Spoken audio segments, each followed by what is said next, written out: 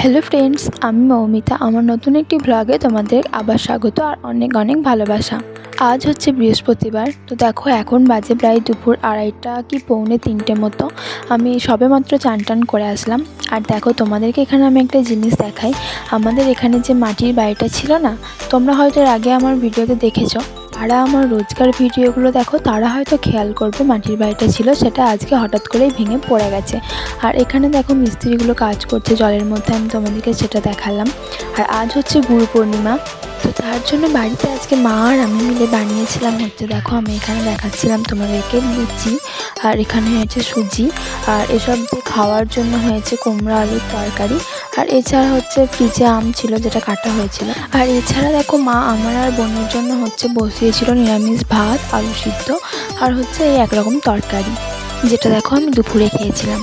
এরপর দেখো এখন হচ্ছে বিকেলবেলা, আর আমার চুলটা না ভীষণ পরিমাণে জট বেঁধে গেছিলো সকাল থেকে না আঁচড়ানোর কারণে। আর এখন বর্ষাকাল না, এত পরিমাণে চুল উঠছে, চুলে হাত দিলেই চুল উঠছে, যার জন্য আমি ভয়ে চুল আঁচড়ানোই বন্ধ করে দিয়েছি। সারাদিনে হয়তো একবার কি দুবার আঁচড়াই।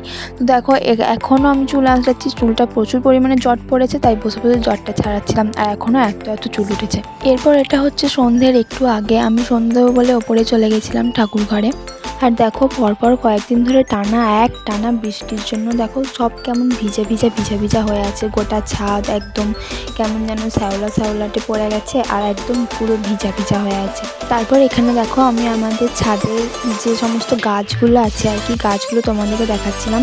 কি সুন্দর পুরো সতেজ হয়ে গেছে না এই বৃষ্টির জলতে, কেমন যেন পাতাগুলো সবুজ হয়ে গেছে। আর কি দারুণ লাগছিল দেখতে, মানে দেখলে যেন একটা চোখের শান্তি। কি সুন্দর সবুজ জলতে গাছগুলো একদম সতেজ হয়ে গেছে। আর বর্ষাকালে একটা সুবিধা কি জানো তো, বারবার না গাছে জল দিতে হয় না, এমনি বৃষ্টির জল পেয়ে গাছগুলো একদম তাজা হয়ে যায়। আর গ্রীষ্মকালে ওই ব্যাপারটা না একটা বাজে ব্যাপার, সকালে একবার বিকালে একবার মানে অফুরন্ত জল দিতে হয়, দেওয়া হয়, তাও কেমন যেন গাছগুলো সেই নুয়েই থাকে। তারপর দেখো বন্ধুরা, এটা হচ্ছে আমাদের ঠাকুর ঘর, যেটা হচ্ছে আমার বাড়ির মানে আমাদের বাড়ির সব থেকে পছন্দের জায়গা। এটা আমার মানে শান্তির একটা জায়গা, আর ভীষণ পছন্দের আমার একটা জায়গা, আমার মনের মতো একটা জায়গা। আর একটা কি ব্যাপার জানো তো, সমস্ত রকম ঠাকুর, মানে সমস্ত রকম তোমরা যে যেটা চাইবে সমস্ত রকম ঠাকুর হচ্ছে আমার এই ঠাকুর ঘরে আছে, যার জন্য আমার এই জায়গাটা আরও ভীষণ প্রিয় আর ভীষণ পছন্দের আর কি। তো আমি এসেছিলাম হচ্ছে সন্ধে দিতে।